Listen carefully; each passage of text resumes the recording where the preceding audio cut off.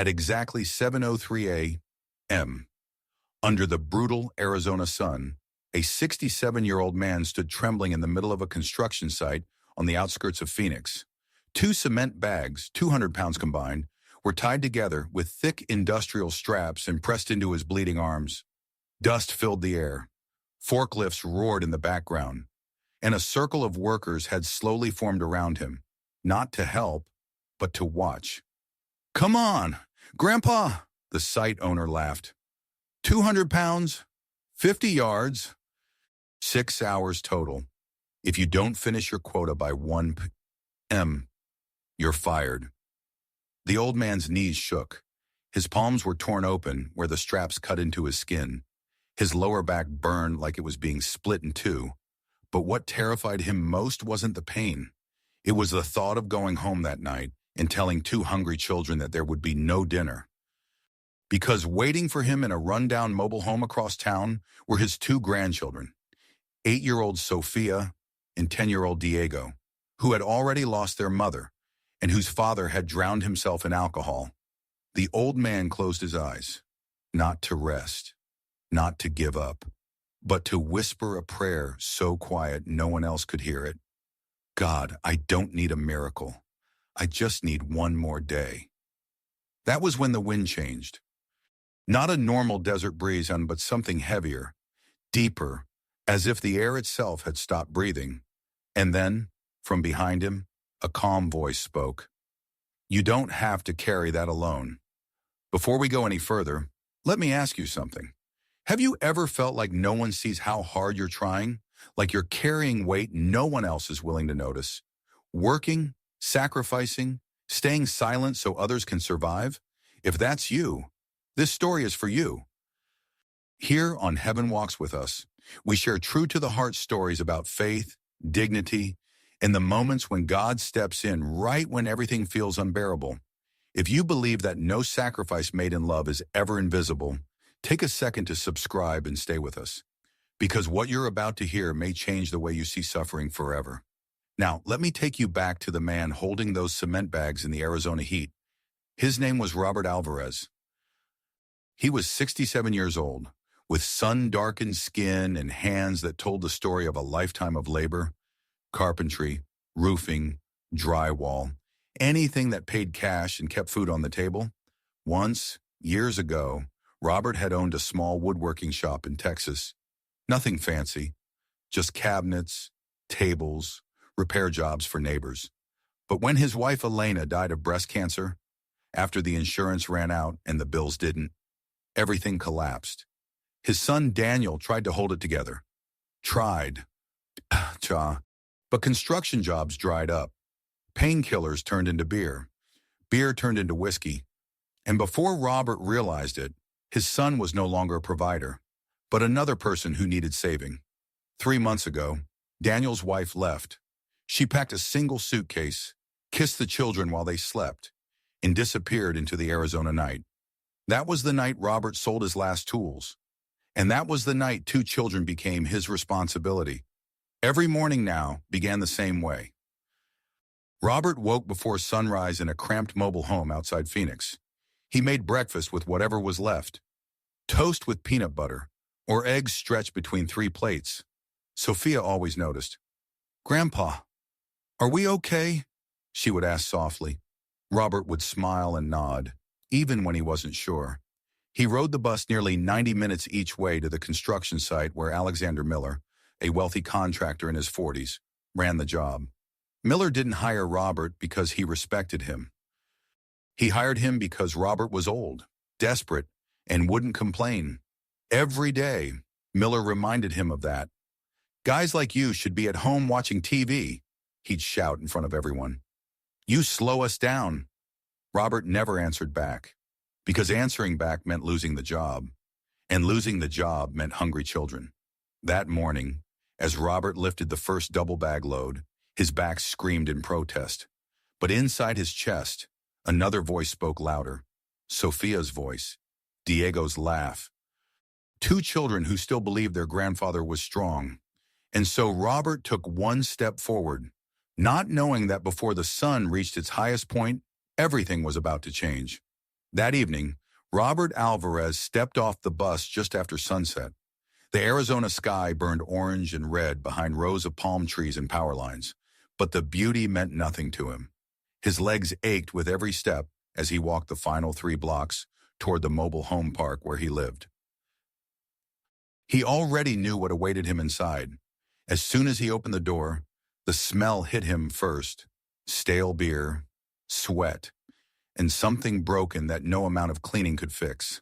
Daniel was slumped on the couch, an empty bottle rolling loosely in his hand. "You're late," his son muttered without looking up. "Did you bring money?" Robert set his worn backpack down slowly. "Yes," he said. "Enough for dinner." Daniel sat up, his eyes bloodshot and unfocused. "Give it to me."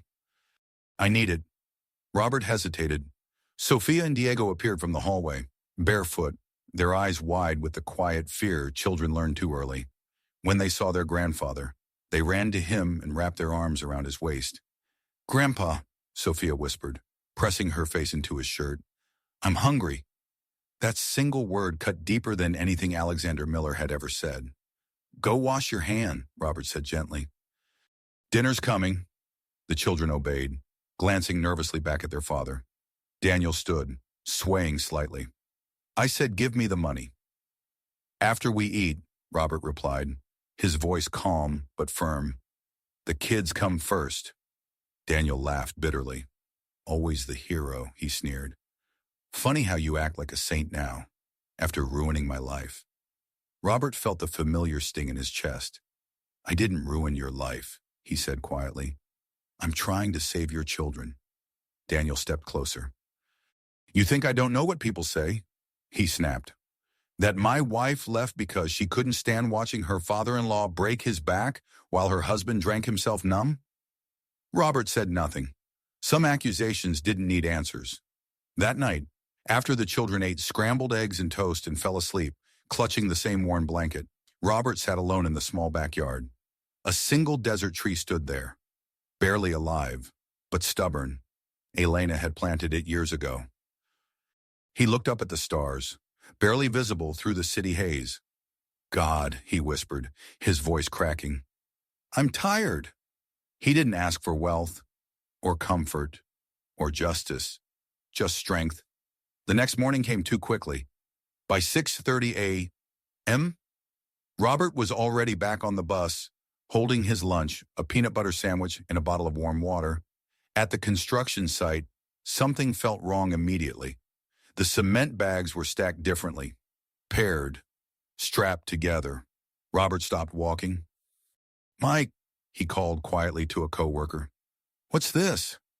Mike avoided his eyes. "Orders from the boss," he said. "That's all I know." Then Alexander Miller arrived. Pressed shirt, polished boots, coffee in hand. He clapped loudly, drawing everyone's attention. "New efficiency system today," he announced with a grin. "No more excuses. No more dead weight." His eyes locked onto Robert. "You want to keep your job, Grandpa?" Miller asked. "Today, you carry double." Robert's stomach dropped. "That's 200 pounds, he said carefully. "I've never missed a day. I finished my quota." Miller leaned in close enough for Robert to smell his expensive cologne.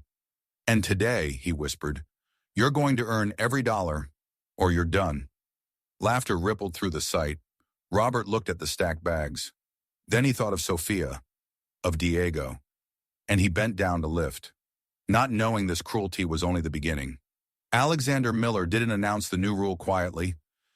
He wanted an audience, and by 7:10 a.m., every forklift had slowed, every drill had gone silent, and dozens of workers stood scattered across the dusty lot as Miller climbed onto a stack of pallets. He sipped his coffee slowly. Then he smiled. "All right, gentlemen," he said, clapping his hands once. "New day, new standards." A few workers exchanged looks. "Construction isn't charity," Miller continued. "It's efficiency, and efficiency means productivity." His eyes found Robert immediately. "Some of you," he added, "have been costing me money." Robert felt his chest tighten. "So starting today," Miller said loudly, We're implementing a double-load system. He gestured toward the cement bags now strapped together. 2 bags per trip, 200 pounds. Same quota, same deadline. A low murmur rolled through the site. That's insane, someone whispered. Robert took a step forward. Mr. Miller, he said carefully, his voice respectful but strained. I'm 67 years old. I've never complained. I finished my work. If I need more time... Miller raised a hand. Time is money, he snapped. And you're wasting both. Robert swallowed. I'm asking for fairness, he said. I can't safely carry... Miller jumped down from the pallets and walked straight toward him. Close. Too close. Fair? Miller scoffed. You want to talk about fair? He turned to the rest of the workers. This man, he announced, pointing at Robert, produces less than anyone here. For every dollar I pay him, I get 50 cents back. Robert felt dozens of eyes burn into him. That makes him a liability, Miller continued. A drag. Dead weight. Robert's hands trembled. But, Miller said, holding up a finger, I'm generous. He leaned toward Robert again, lowering his voice just enough to feel personal. I'll give you a chance to prove you're worth keeping. Robert looked at the double-loaded bags. How long? He asked quietly. Miller checked his watch. You've got until 1 p.m. That's 6 hours, Robert said. I normally need 8. Miller smiled wider. Exactly.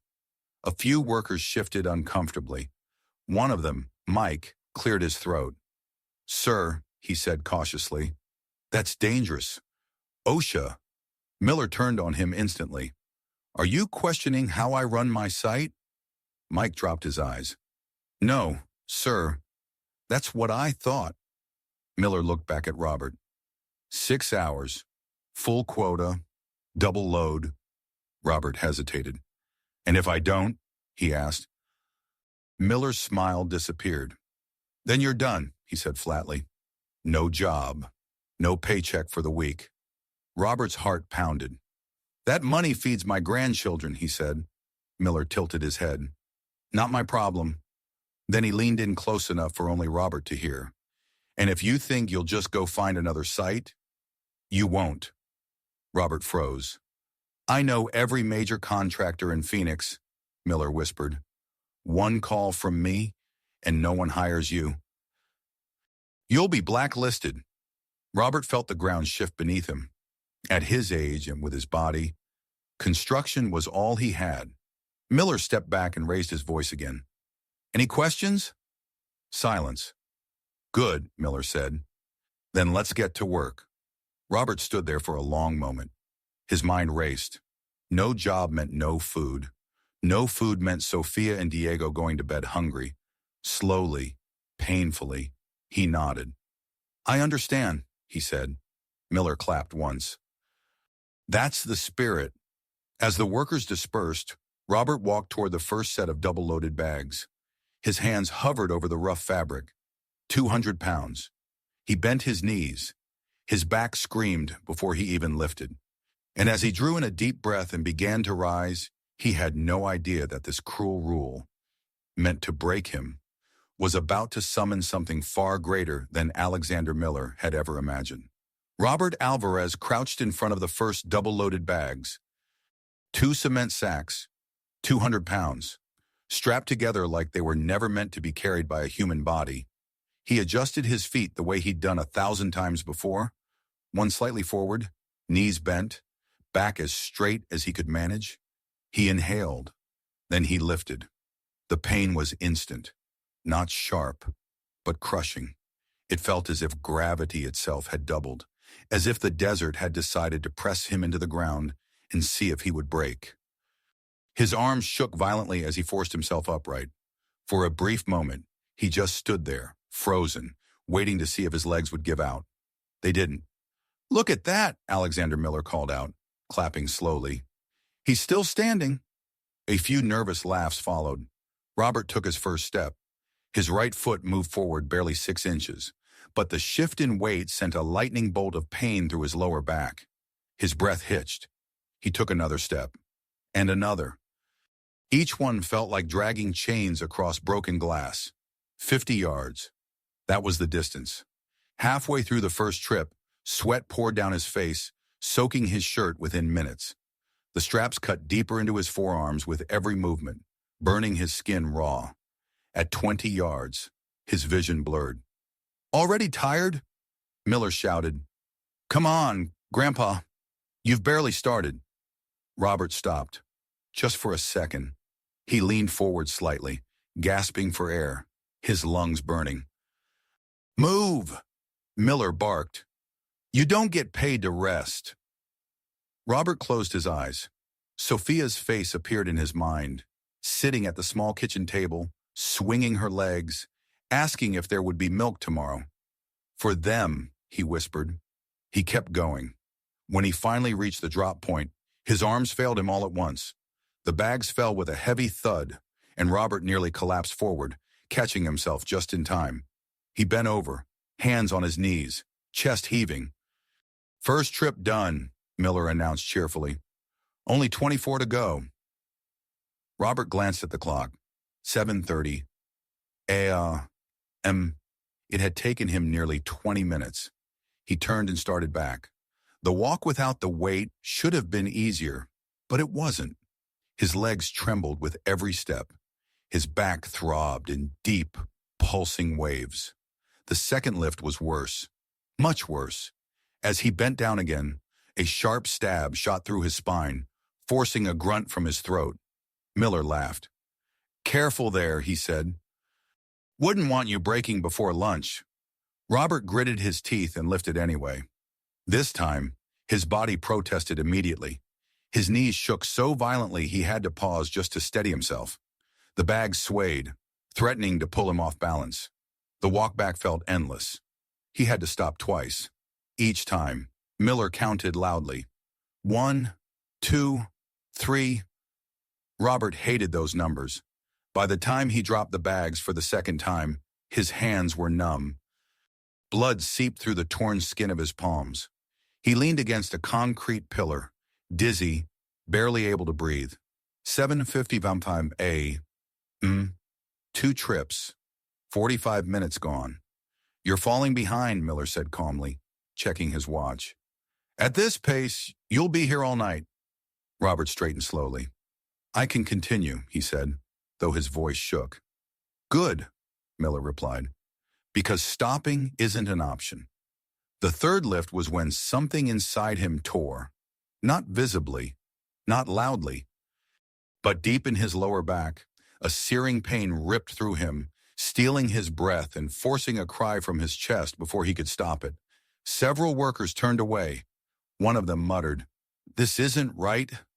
Miller ignored them. "Careful," he shouted. "You drop my cement, I dock your pay." Robert staggered forward, sweat and tears mixing as the world tilted dangerously to one side. 10 yards. 15. At 20 yards, his grip began to slip. And with every step, his body screamed the same warning. "You can't keep doing this." But Robert Alvarez took another step anyway, because quitting meant hunger. And hunger meant failing the only 2 people left who believed in him. By the time Robert Alvarez reached for the third double-loaded set, his body was already failing him. Not slowly, not politely, violently. As he bent down, the muscles in his lower back screamed in protest. A sharp, tearing pain shot up his spine and into his neck, so intense it stole the air from his lungs.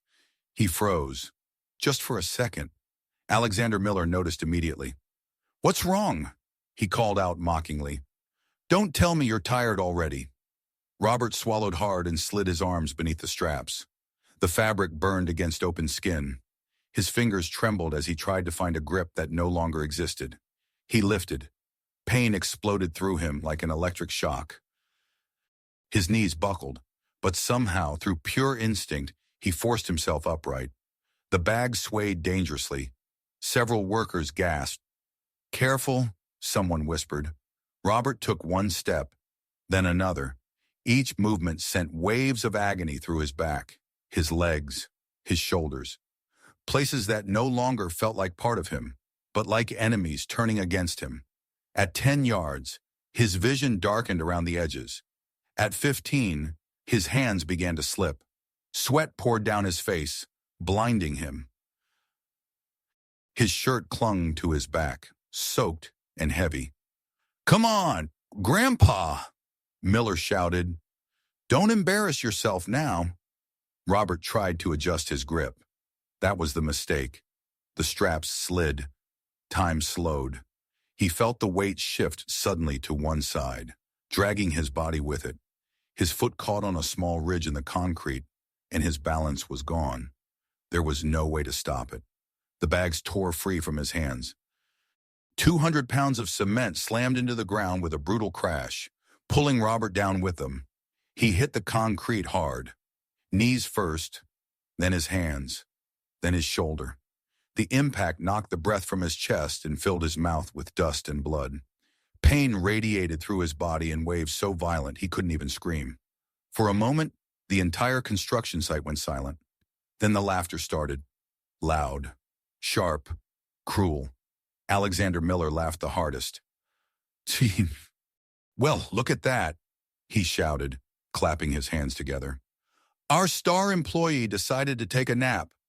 A few workers laughed nervously. Others looked away. Robert lay on the ground, gasping for air, his palms scraped raw, his knees burning, his back screaming with every breath. "Get up," Miller ordered. "This isn't a daycare." Robert tried. His arms shook violently as he pushed against the concrete. Pain exploded through his spine, forcing a groan from his throat. He collapsed back down. More laughter. "What's the matter?" Miller sneered. "Need me to call your mommy?" Someone muttered under their breath. "This is wrong." Miller spun toward the sound. "Anyone want to join him?" he barked. "Because I can make room." Silence returned. Robert finally managed to roll onto his side. Dust clung to his face, mixing with tears he hadn't realized were falling. He felt small, smaller than he ever had in his life, smaller than when his wife died, smaller than when he sold his tools, smaller than when his son stopped being his son. He looked up from the ground and saw boots surrounding him. Some workers stared, some smirked, some couldn't meet his eyes. Miller stepped closer and looked down at him. "Can you continue?" he asked coldly. "Or are you done?" Robert's chest heaved. His hands trembled uncontrollably as he pressed them against the ground. Every part of his body screamed for him to stop, to stay down, to end it. But then, through the ringing in his ears and the pain clouding his mind, another sound surfaced. Sophia's voice, soft, clear. "Grandpa, why do you always look so tired?" He remembered her small arms around his waist, her words from the night before. "I'm happy because you're with us." Something inside Robert broke, and something else, something deeper, took its place. Slowly, painfully, he pushed himself up. Miller laughed again. "Unbelievable," he said. "Ladies and gentlemen, the Miracle Man." Robert stood. Blood streaked his hands. Dust coated his face. His back throbbed with unbearable pain. But he was standing. "Yes," he whispered, his voice barely audible. Miller cupped his ear theatrically. "What was that?" Robert lifted his head and forced the words out. "I can continue." The laughter faded. Miller smiled thinly. "Good," he said. "Because we're just getting started." And as Robert turned back toward the cement bags, broken, humiliated, and barely holding together, he had no idea that this fall, this moment of absolute humiliation, was the final step before everything changed. Robert Alvarez stood there for several seconds, unmoving, not because he was strong, but because his body no longer knew how to move. The concrete beneath his boots felt unsteady, as if the ground itself might give way next. His lower back burned with a deep, relentless pain that pulsed with every heartbeat. His hands, scraped, bleeding, trembling, barely obeyed him anymore. Around him, the construction site slowly came back to life. Forklifts restarted. Engines growled. Metal clanged against metal. The world moved on, as if nothing important had happened. Alexander Miller turned away first, already bored again. "Clock's still running," he called over his shoulder. "You've wasted enough time." Robert stared at the cement bags in front of him. 22 trips left, 6 hours minus what was already gone. The math was cruel and unforgiving. Impossible. For the first time that morning, a thought crossed his mind that terrified him more than hunger. What if I can't do this anymore? His knees weakened. He leaned against a stack of pallets, trying to breathe through the pain. Every inhale felt shallow. Every exhale came out shaking. Inside his chest, something collapsed. Not his heart, his hope. He thought of Sophia standing on tiptoe to reach the kitchen counter, of Diego pretending not to be hungry so his sister could eat more. And then, worse, he imagined their faces if he came home empty-handed. "I'm sorry," he whispered under his breath. "I tried." A few feet away, Mike watched him with worry etched across his face. He took a step forward, then stopped, remembering Miller's warning. No help. No mercy. Robert slowly lowered himself onto an overturned bucket near the edge of the site. It wasn't allowed, but for a moment, he didn't care. He bent forward, elbows on his knees, his head hanging low. The noise of the site faded into a dull hum, and for the first time in years, Robert Alvarez felt completely alone. Not just tired, not just broken, empty. His thoughts drifted backward, to Elena's laughter filling their old home, to the smell of sawdust in his workshop, to Sundays when life felt simple and God felt close. He hadn't been angry when Elena died, just confused. Why her? Why now? And standing there, ruined under the Arizona sun, the same question rose again. "God," he whispered. The word felt fragile on his tongue. "I don't understand." His voice cracked. "I did what I was supposed to do. I worked. I stayed. I didn't run." Tears blurred his vision. "I carried everyone else when they couldn't carry themselves." His hands clenched into fists. "So why does it feel like you're not here?" For several seconds, there was no answer. Only heat, dust, pain. Robert bowed his head lower. Then he spoke again, quieter now. Honest. "I don't need answers," he said. "I don't need justice." He swallowed hard. "I just need to know that my life mattered." His shoulders shook as the words finally broke free. That Sophia and Diego aren't suffering for nothing. That all this pain isn't wasted. He pressed his forehead into his hands. "If you can see me," he whispered, "if you've ever seen me." A long pause. Then, "Please." That was it. No speech. No demands. Just a single word, offered from the very bottom of a man who had nothing left to give. Robert wiped his face with the back of his wrist and forced himself to stand again. His body screamed in protest. But somewhere deep inside, beneath the pain and fear, a quiet resolve settled in. One more try. He stepped away from the pallets, toward the cement bags, toward humiliation, toward whatever end waited for him. And as he reached for the straps again, something changed. Not visibly, not loudly, but the air around him shifted. The heat eased, just slightly. The dust hung strangely still. And though Robert didn't know it yet, his prayer had been heard. Robert Alvarez reached for the straps again. His fingers barely closed around the rough fabric, numb and stiff from pain. As he bent down, his vision blurred. But then something strange happened. The heat shifted, not disappeared, not cooled, shifted. The relentless Arizona sun still burned overhead, but the air itself felt different, heavier, quieter. The dust that normally swirled constantly around the site seemed to hesitate, as if unsure whether it should move. Robert paused. He hadn't lifted yet, and for the first time all morning, no one shouted at him. No laughter, no insults, just silence. The forklifts idled. The drills slowed. One by one, the sounds of the construction site faded into something distant and muted, like noise heard underwater. Robert straightened slowly and looked around. Several workers had stopped what they were doing. Mike stood frozen near the scaffolding, squinting up at the sky. "That's weird, Chum," he muttered. "There's no wind today." Another worker wiped sweat from his brow. "Feels like, I don't know," he said. "Like something changed." Alexander Miller noticed the pause and scowled. "What are you all staring at?" he barked. "Get back to work." But even his voice sounded different, less sharp, less powerful, as if it couldn't cut through the air the way it usually did. Robert felt it then, a presence, not behind him, not above him, around him. His heart began to race, not with fear, but with something else, something unfamiliar. Peace. He didn't know why that word came to mind, only that it did. Then he heard footsteps, slow, steady, not rushed, not hesitant. Footsteps that didn't belong to a worker scrambling to meet a deadline. Robert turned.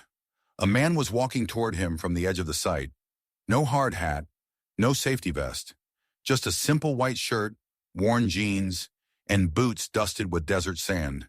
He appeared to be in his early 30s, with dark hair that fell naturally to his shoulders and a neatly kept beard framing a calm, unreadable face. No one stopped him. No one questioned how he got past the gates. It was as if the idea of stopping him never occurred to anyone. The man's eyes were focused on Robert, and only Robert. They didn't carry judgment. They didn't carry pity. They carried understanding, the kind that made Robert's chest tighten without warning. Alexander Miller stepped forward. "Hey!" he shouted. "You can't be here. This is private property." The man stopped walking. He didn't argue. He didn't apologize. He simply turned his head slightly toward Miller. And when their eyes met, something went wrong.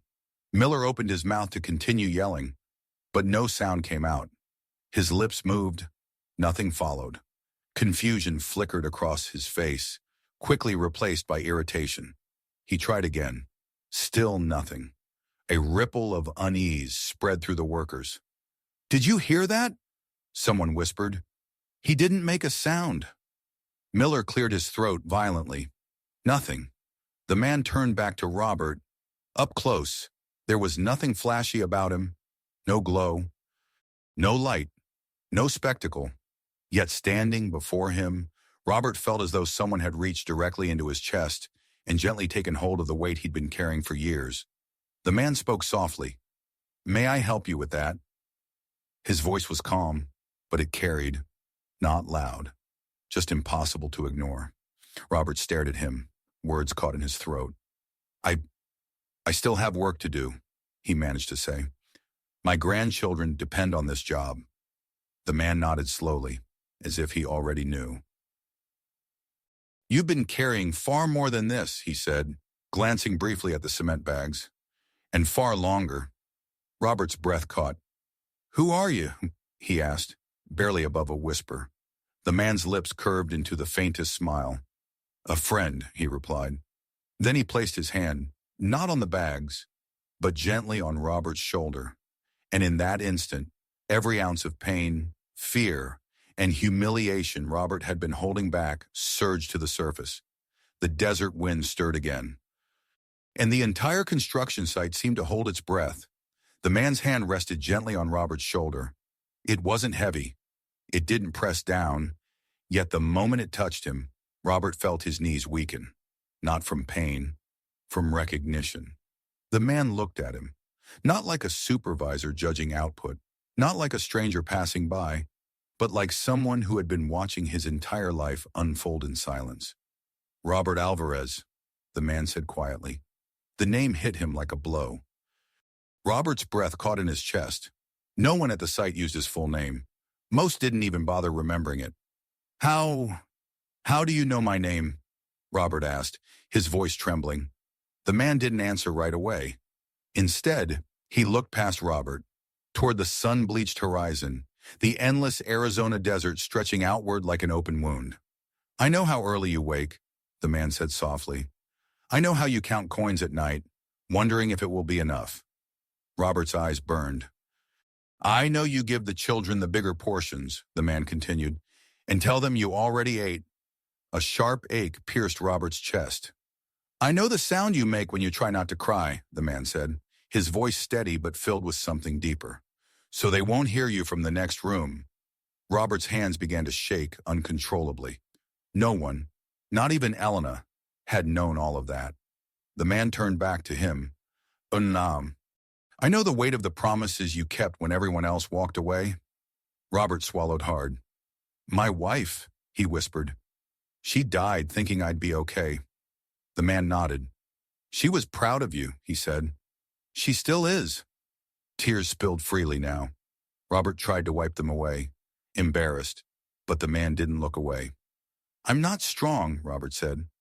I'm just still here. The man's gaze softened. That's what strength looks like, he replied. A few feet away, Alexander Miller stood frozen. So where? His face had lost all color. He tried to speak again. Nothing. He slapped his own throat in frustration, eyes darting wildly as panic set in. The man finally turned toward him. Alexander, he said calmly. Miller flinched. You learned early how power feels, the man continued, and you mistook it for safety. Miller's legs shook. The man turned back to Robert. You don't have to prove anything anymore, he said.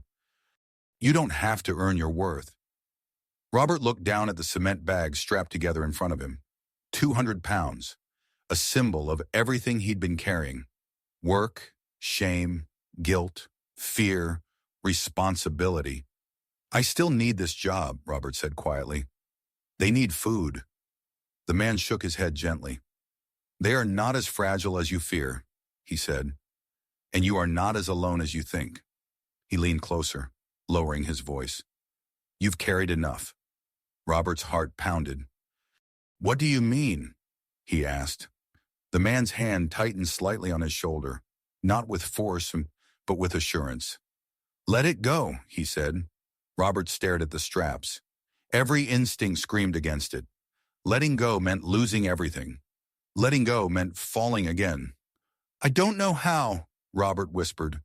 The man smiled, not triumphantly, not dramatically, but like someone who had waited a very long time for this exact moment. You don't have to, he said. Just trust me. The desert wind stirred once more. The straps creaked softly, and for the first time since Elena's death, since Daniel's collapse, since Sophia asked if they were okay, Robert Alvarez loosened his grip. Robert Alvarez loosened his grip, not all at once, not dramatically, just enough for the straps to slide from his fingers. 200 pounds of cement should have fallen like a bomb. It should have cracked concrete, echoed across the site, startled everyone within 50 yards. Instead, there was no sound. The bags lowered themselves to the ground as if guided, not dropped, not thrown, but placed gently. The straps slackened. The dust did not rise. The air did not shake. For one impossible second, nothing moved. Then the entire construction site went silent. Not the awkward kind of silence. The kind that presses against your ears and makes your heart beat louder than it should. Forklifts idled without moving. Engines hummed and then faded. Men stood frozen, mouths slightly open, eyes locked on the cement bags resting peacefully at Robert's feet. Someone whispered, "Did you hear that?" "No," another replied. "That's the thing." Robert stared at the ground, his chest rising and falling fast. He waited for the pain. It didn't come. The familiar fire in his lower back, the one that had lived there for months, eased, not vanished, eased, like pressure being slowly released from a wound that had never been allowed to heal. He straightened cautiously. Nothing screamed at him. Nothing collapsed. His hands, still trembling, hung at his sides. The blood on his palms no longer flowed. The stinging faded to a dull warmth. He looked at his fingers. The torn skin was closing. Not instantly. Not magically. Gradually. As if his body had been given permission to remember how to repair itself. Jesus Christ, someone murmured. Alexander Miller took a step backward. Then another. He shook his head violently, as if trying to wake himself from a nightmare. "This isn't funny," he croaked, his voice finally returning, cracked and weak. This isn't funny at all. The man in the white shirt didn't look at the bags. He watched Robert. How do you feel? He asked. Robert searched for words. I don't know, he said honestly. Lighter. The man nodded, as if that answer mattered. Behind them, a few workers edged closer, drawn by something they couldn't name. No one laughed. No one filmed. No one spoke loudly. It felt wrong to break the moment. Alexander cleared his throat again, forcing himself forward.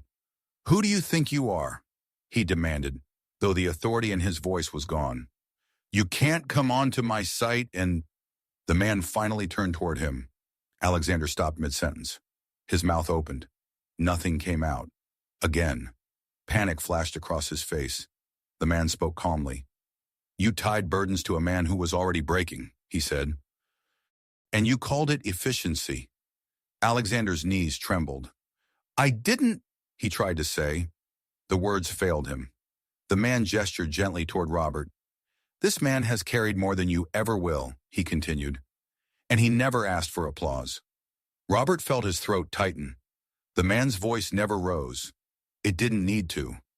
Look at him, the man said. Alexander did. For the first time, not as labor, not as liability, but as a human being. Robert met his gaze. There was no anger there. Only exhaustion. And something else. Dignity. The man turned back to Robert. You can step away now, he said. You've done enough. Robert hesitated. Years of survival told him to keep working, to not risk it, to not believe too much. But his body and his soul knew better. He took one step back. Nothing broke. Nothing collapsed. The sun still burned, but it no longer felt like an enemy. Around them, grown men stood in stunned silence, realizing they had witnessed something that could not be explained away by heat, or coincidence, or luck. And deep in Alexander Miller's eyes, something old and wounded began to surface, something he had buried long ago. Alexander Miller stood rigid, his jaw clenched so tight the muscles along his neck trembled. The construction site, his kingdom, no longer obeyed him. No laughter, no noise, no eyes looking to him for command, only silence. And the man in the white shirt? You don't know anything about me, Alexander finally managed to say, forcing the words through a throat that felt dry and narrow. The man regarded him calmly. Oh, but I do, he replied. Alexander scoffed, trying to summon the old confidence. I built everything you see here, he said, spreading his hands. I earned it. No one gave me anything. The man tilted his head slightly. Is that what you tell yourself, he asked, when the nightmares return? Alexander froze. A flicker, brief but unmistakable, crossed his face. What nightmares? He snapped. The man stepped closer, not threatening, not invading, just close enough that Alexander felt seen. When you were 8 years old, the man said gently, your father came home drunk one winter night. Alexander's breath hitched. He had just lost his job at the factory, the man continued. He blamed the world. And then, he blamed you. Alexander's hands curled into fists. That's enough, he whispered. He made you clean his boots, the man said. And when they weren't clean enough, stop! Alexander shouted. The word echoed sharply across the site. Men shifted uncomfortably. Some looked away, but the man did not stop. He beat you until you stopped crying, the man said quietly, because crying made him angrier. Alexander staggered backward as if struck. No one knows that, he rasped. No one. The man's voice softened. I know, he said. I was there. Alexander's legs gave out. He caught himself on a concrete column, breathing hard, eyes wild. That boy, the man continued, learned something that night. Alexander shook his head, tears threatening. He learned that power keeps you safe, the man said. That fear makes people listen. Alexander slid down the column until he was sitting on the ground. The dust clung to his expensive pants. He didn't notice. So you spent your life becoming what terrified you, the man said, because you believed it was the only way to survive. A sob tore from Alexander's chest. I didn't mean to, he choked. I couldn't be weak again. The man knelt in front of him. For decades, he said, you've been punishing others for wounds you never allowed to heal. Alexander covered his face with his hands. I hear his voice, he whispered. Even now. The man nodded. I know, he said. And it has never stopped hurting you. Alexander looked up, eyes red, broken. Then why do I feel like this? He asked. Why does it hurt so much right now? The man met his gaze. Because the walls you built to survive, he said, are finally coming down. A long, shaking breath left Alexander's body. For the first time since childhood, he wasn't pretending. I don't know how to be different, he whispered. I don't know how to stop. The man placed a hand on his shoulder. You don't have to become someone else, he said. You only have to choose not to pass the pain on. Alexander's shoulders shook as he began to cry. Not quietly, not with dignity, but openly, like a child who had been holding his breath for far too long. Around them, grown men stood stunned. No one laughed. No one spoke. Because something sacred was happening in the dust of an Arizona construction site. And while Alexander Miller's world was collapsing inward, Robert Alvarez stood nearby, watching a miracle unfold that had nothing to do with cement bags or healed hands. It was the miracle of a heart finally allowed to break. Alexander Miller stayed on the ground for a long moment. His shoulders rose and fell in uneven breaths, as if his body had forgotten how to breathe normally. The dust clung to his clothes, his hair, his hands, yet for the first time in his life, he didn't care how he looked. He slowly wiped his face and looked up. Around him stood dozens of men who had always feared him, men who lowered their eyes when he passed, men who laughed when he laughed because it was safer that way. Now, none of them spoke. Alexander pushed himself to his feet, not with the sharp, commanding movements they knew, but awkwardly, like someone learning how to stand again. He turned toward Robert Alvarez. For a moment, it seemed like he might say nothing. Then he took a step forward, and another. When he stopped in front of Robert, his voice broke. I'm sorry, he said. The words landed heavily in the still air. I'm sorry for every insult, every threat, every moment I treated you like you were less than human. Robert's chest tightened. He had imagined many endings to this day. This was not one of them. Alexander swallowed and continued. I used power to hide my own fear, he said, and I hurt people who didn't deserve it. He looked around at the workers. I hurt all of you. No one moved. No one interrupted. Alexander turned back to Robert. You should never have carried that weight, he said. Not physically, not in your life. Then without warning, Alexander Miller did something no one had ever seen him do. He lowered himself to one knee, right there, in the dust, in front of everyone. Gasps rippled through the site. I can't undo what I did, Alexander said quietly, but I can change what happens next. He stood and raised his voice, not in anger, but so all could hear. The double load rule is canceled, effective immediately. A stunned silence followed. No one will ever be forced to carry unsafe loads on my sites again, he continued. Any supervisor who ignores safety will answer to me. He turned toward the office trailer. Payroll, he called out. Cut Robert Alvarez his full week's pay, plus overtime. Then he paused. And add a bonus. Robert's knees weakened. Alexander looked back at him. You're not lifting another bag today, he said. In fact, you're done with heavy labor. Robert blinked. What? He whispered. Alexander nodded. I need someone who knows materials, he said.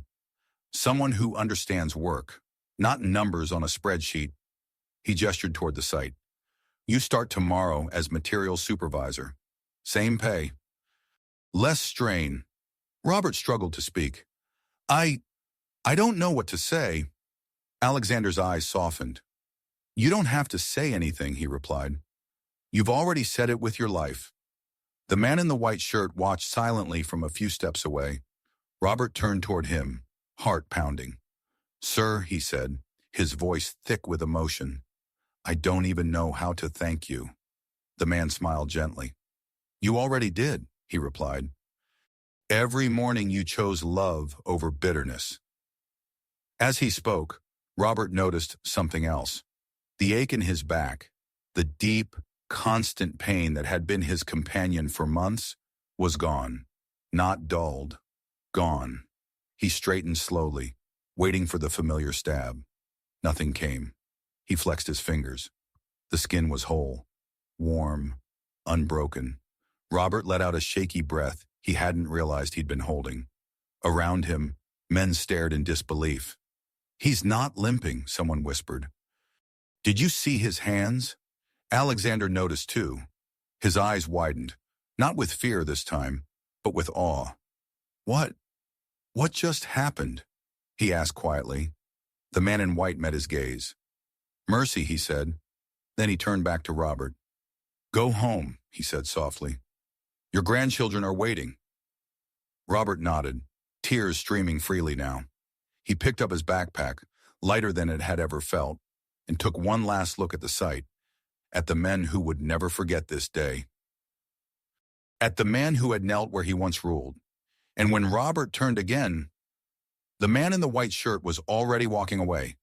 Not hurried, not dramatic, just gone, as if he had never been there at all. But every man present knew the truth. Nothing would ever be the same. Robert Alvarez stepped off the bus just as the sun dipped behind the low Arizona hills. The heat was still there, but it no longer felt hostile. In one hand, he carried 2 grocery bags so full they cut into his fingers. In the other, a small paper sack from the pharmacy. He stood for a moment at the edge of the mobile home park, breathing in slowly. Something inside him was quiet, not empty, quiet. When he opened the door, the house smelled different. Not of beer and tension, but of soap and warm air drifting in through the open window. Sophia was the first to see him. "Grandpa!" she shouted, running across the room. Diego followed close behind, nearly tripping over his own feet. They froze when they saw the grocery bags. "Is that food?" Diego asked carefully. Robert knelt and set the bags down. "Real food," he said with a smile. Sophia's eyes widened as Robert unpacked the bags onto the small counter. Milk, eggs, bread, fresh fruit, chicken. For a moment, the children just stared. Then Sophia hugged him tightly. "You're smiling," she said softly. "You don't look tired." Robert closed his eyes. "I feel better," he replied. From the couch, Daniel watched silently. He was sober for once, but the familiar hardness was still there in his eyes. "Where did you get the money?" he asked. Robert didn't answer right away. He finished putting the groceries away. He washed his hands slowly, carefully. Then he turned. "I went to work," he said simply, "and something changed." Daniel scoffed. "Yeah, things always change for you." Robert stepped closer. Not angry, not pleading, just present. "I won't give you money for alcohol anymore," he said calmly. "I'll help you get help. I'll help you work again. But I won't help you destroy yourself." Daniel stood abruptly. "You think you're better than me now?" he snapped. "Because you had one good day?" Robert met his eyes. "No," he said quietly. "I think you're hurting." The words landed heavier than any insult. Daniel's jaw clenched. "You don't know anything about me," he muttered. Robert nodded. "You're right," he said. "But I know what it looks like when a man gives up on himself." Daniel turned away, pacing. Sophia tugged gently on Robert's sleeve. "Are we eating together?" she whispered. Robert smiled. "Yes," he said. "We are." That night, they sat at the small table. 4 plates. No shouting, no slamming doors. Daniel barely touched his food, but he stayed, and that mattered. After dinner, as the children washed up for bed, Robert stood at the sink, watching his reflection in the darkened window. His posture was straight, his hands steady. He didn't recognize the man staring back. When Sophia climbed into bed, she looked at him seriously. "Grandpa." "Yes, my love? Did God hear you?" Robert tucked the blanket around her shoulders. "Yes," he said. "I think he did." Later, after the house had grown quiet, Robert stepped outside into the small yard. The desert night was cool now, gentle. He looked up at the stars, and for the first time in years, he didn't ask for anything. He just whispered, "Thank you." Inside, Daniel sat alone on the couch, staring at the empty beer bottles in the trash. He didn't reach for them, not tonight, and that was how the miracle continued. Not loudly, not all at once, but one small choice at a time. 3 weeks passed. The Arizona sun still rose the same way each morning. Bright, unforgiving, honest. But inside the construction site on the outskirts of Phoenix, something had changed. Robert Alvarez no longer arrived with the labor crew. He arrived early, clipboard in hand, checking inventory, coordinating deliveries, making sure no one carried what they shouldn't. The men listened to him, not because they were afraid, but because they trusted him. When a younger worker struggled with a load one morning, Robert stepped in immediately. "No heroics," he said gently. "We go home in one piece." Alexander Miller watched from a distance. He didn't shout anymore. Didn't bark orders. Sometimes he simply stood quietly, hands in his pockets, observing, learning how to lead without crushing the people who worked for him. He stopped Robert one afternoon. "I've been thinking," Alexander said. "About that day." Robert nodded. "So have I." Alexander hesitated. "I still don't understand what happened," he admitted. "But I know this. I don't want to be the man I was." Robert studied him for a moment. "Then don't be," he said simply. That evening, Robert came home to laughter. Sophia was doing homework at the kitchen table. Diego sat beside her, proudly explaining a math problem he finally understood. Milk filled the fridge. Fruit sat on the counter. Not luxury, stability. Daniel had not magically transformed. He still struggled, still woke some mornings heavy with regret, but twice a week, he attended meetings. And every night, he came home sober. Sometimes he sat with his head in his hands, ashamed. Robert never lectured him. He only stayed. One night, as they stood outside together under the desert stars, Daniel spoke quietly. "I don't know if I can ever make up for what I did." Robert rested a hand on his son's shoulder. "You don't have to make up for it," he said. "You just have to stop running from it." Daniel nodded, tears in his eyes. Inside, Sophia watched them through the window. "Grandpa?" she asked later, curled up in her blanket. "Yes, my love? Is the man coming back?" Robert smiled softly. "I don't think he ever left," he replied. Weeks turned into months. Robert's back never returned to the way it was before. Not because it needed to. He no longer carried the weight alone. Sometimes, late at night, he would sit in the yard beside the small desert tree Elena had planted. He didn't ask for signs anymore. He didn't need them. Because every morning, he woke up able to stand, able to provide, able to love.